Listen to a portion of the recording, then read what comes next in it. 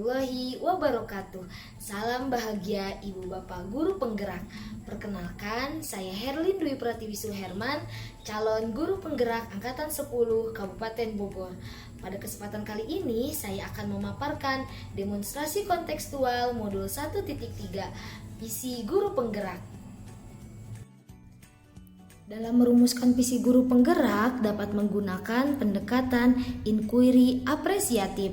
Inquiry apresiatif dikenal sebagai pendekatan manajemen perubahan yang kolaboratif dan berbasis kekuatan.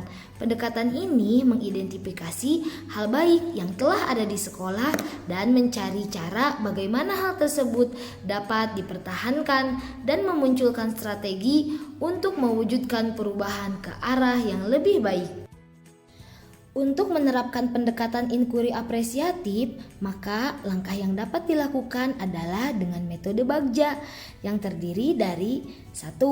Buat pertanyaan utama, berisi pertanyaan-pertanyaan untuk menentukan arah penelusuran.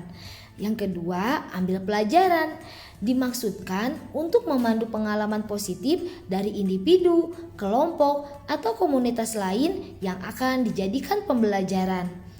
Yang ketiga, gali mimpi berupa narasi keadaan ideal jika prakasa perubahan telah terwujud. Yang keempat, jabarkan rencana, mengidentifikasi tindakan-tindakan yang akan dilakukan. Dan yang terakhir, yang kelima, atur eksekusi, membantu transformasi rencana menjadi nyata. Berikut adalah visi guru penggerak yang saya rancang, yaitu mewujudkan murid yang cerdas, berkarakter, dan berakhlak mulia berdasarkan profil pelajar Pancasila.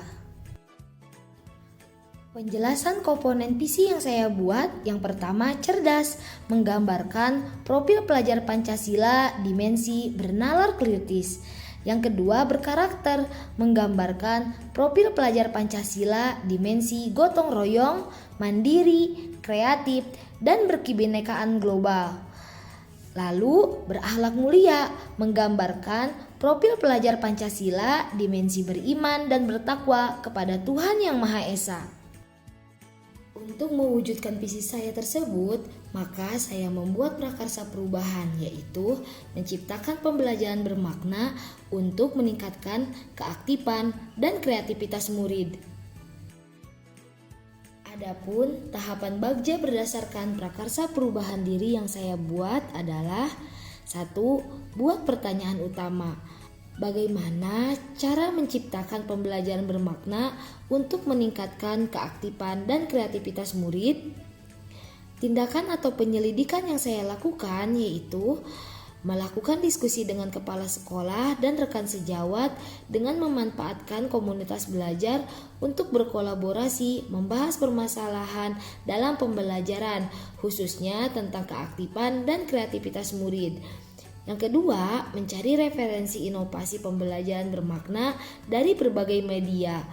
Yang ketiga, membedah praktik baik dalam PMM untuk menumpukan inovasi pembelajaran.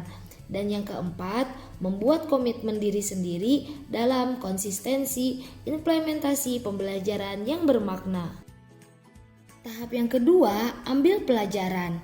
Pertanyaan yang muncul yaitu yang pertama, siapakah guru yang pernah berhasil menciptakan pembelajaran bermakna yang membuat muridnya aktif dan kreatif dalam kegiatan pembelajaran?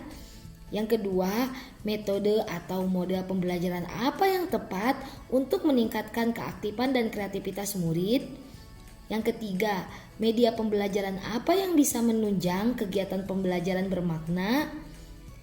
Dan yang keempat, teknologi apa yang bisa digunakan untuk menunjang keaktifan dan kreativitas belajar murid? Tindakan atau penyelidikannya adalah yang pertama, mencari referensi kegiatan pembelajaran yang mampu meningkatkan keaktifan dan kreativitas murid.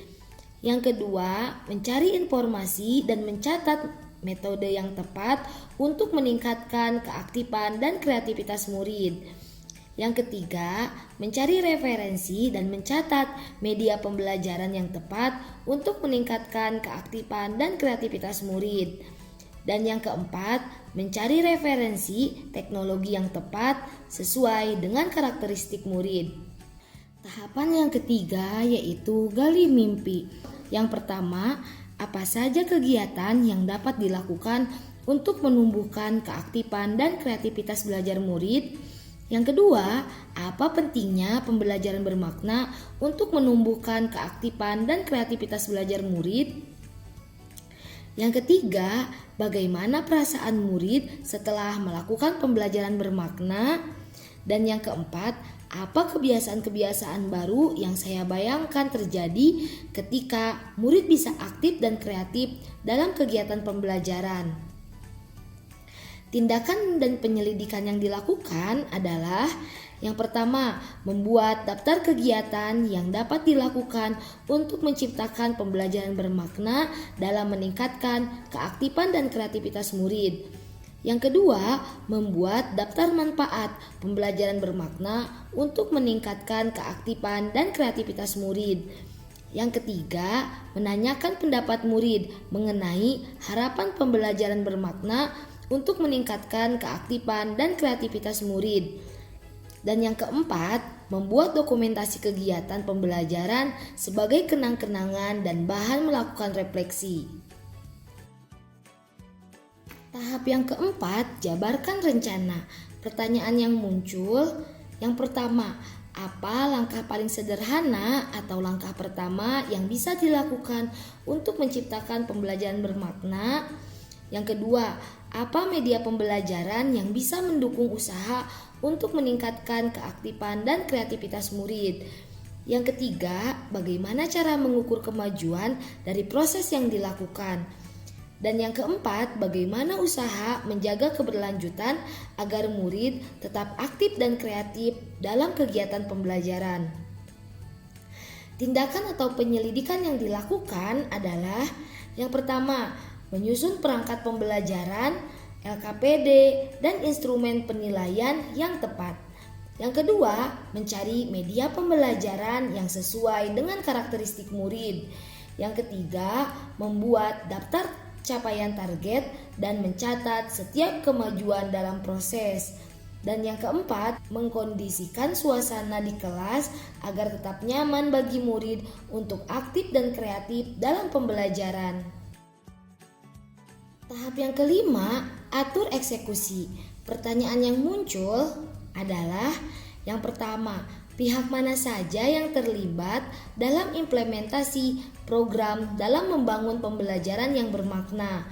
Yang kedua, bagaimana cara membangun kerjasama yang solid dan saling mendukung dalam mencapai tujuan yang dimaksud?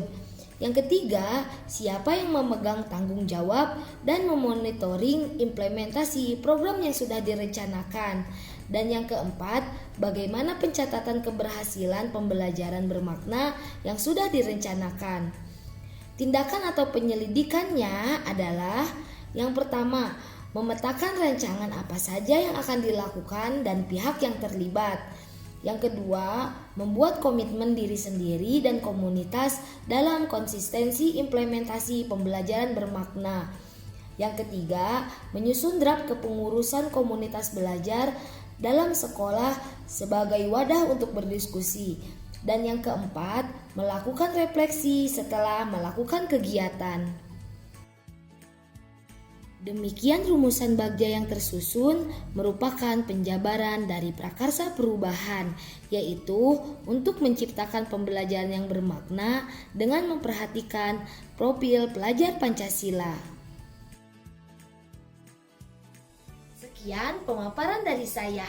Salam guru penggerak, tergerak, bergerak, menggerakkan. Wassalamualaikum warahmatullahi wabarakatuh.